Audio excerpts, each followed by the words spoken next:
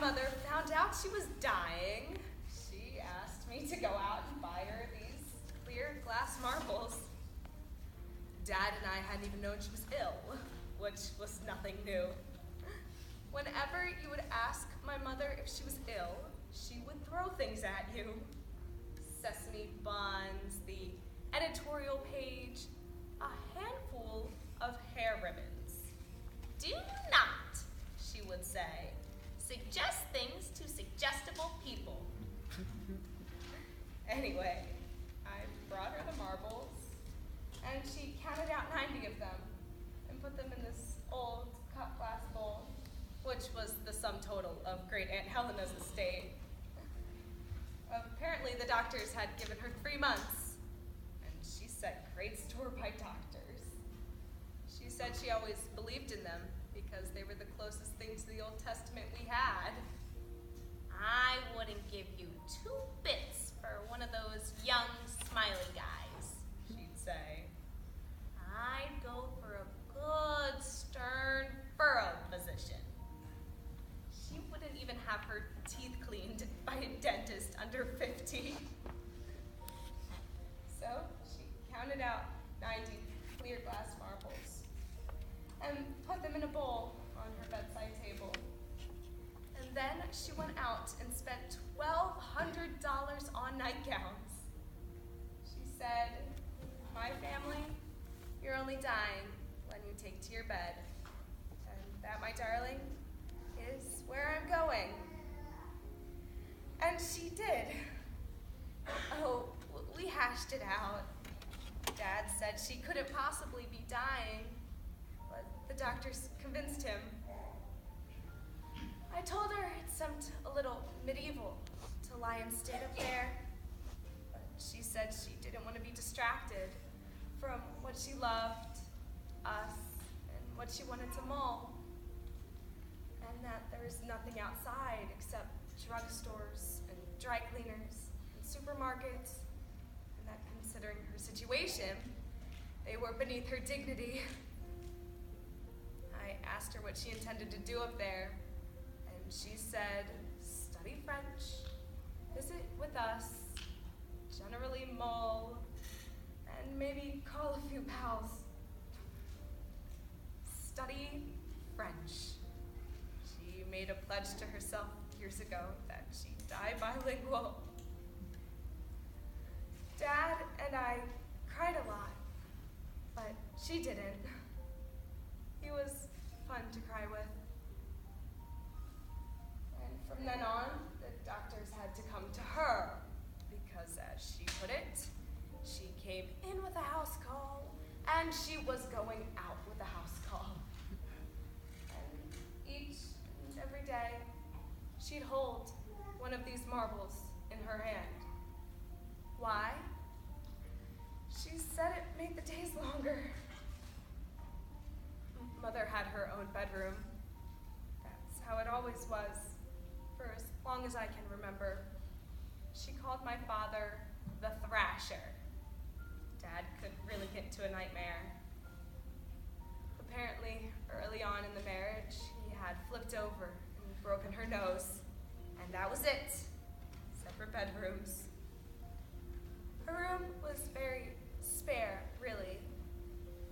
Wooden floors, an old steel and brass bed, an oak dresser, a bedside table, and don't ask me why, but a hat rack. No pictures on the walls. She didn't understand how people could look at the same darn thing day after day. She said it was bound to deflate the imagination. We'd sit with her after dinner to talk about issues. She told us she was too far gone for gossip or what we ate for lunch. And then we turn in. And soon after, just before I drift off, I hear this.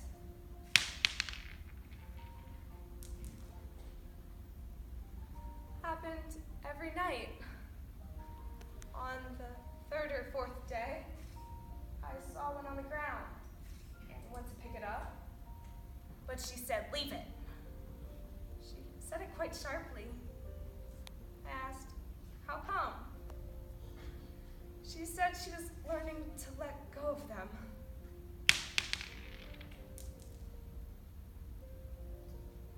Oh, she passed the time. There were things she wanted. She made a list of children's books from her own childhood, and we got as many of them as we could find from the library. She said they were still the only good books she'd ever read.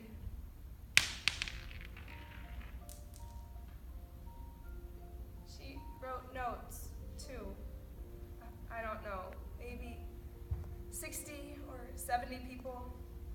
They told us later they were sort of little formal goodbyes, each one recalling an incident or telling something not so significant. But the odd thing was, each one included a recipe. A recipe in each one of them. We got out the old cookie tin full of snapshots that somehow never became a scrapbook. She liked that. She taught Dad how to do the medical insurance and how to handle the accounts. We went through her jewelry.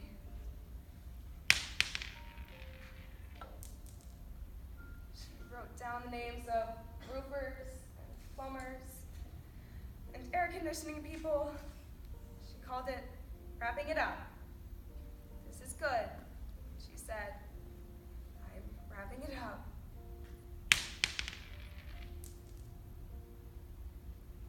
She had the television moved up to her room. She pulled me aside one day to tell me it was quite possible she might reach a stage where she wouldn't know what she was watching. But I had to promise her I'd keep it on PBS.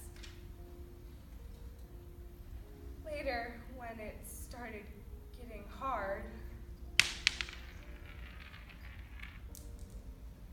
she told Dad and me that she wanted to spend more time alone. "I'm afraid," she said, "that I'm going to have to do this more or less by myself." She told us she was happy, and she hoped we'd be too. That this was all arranged, so you become less attached to the people you love near the end. The next period isn't worth mentioning. It was just hard. Do you know, from the very beginning down to the last, she never admitted to any pain. Never. She called it the chills. The last thing she asked for was an old photo we had in the front entry hall of a Labrador retriever she and Dad had owned when they first married. He was, she said, a truly horrible dog. When you're young, she said, you believe in the perfectibility of dogs. I was in bed 2 weeks ago Wednesday, near dawn. Then this.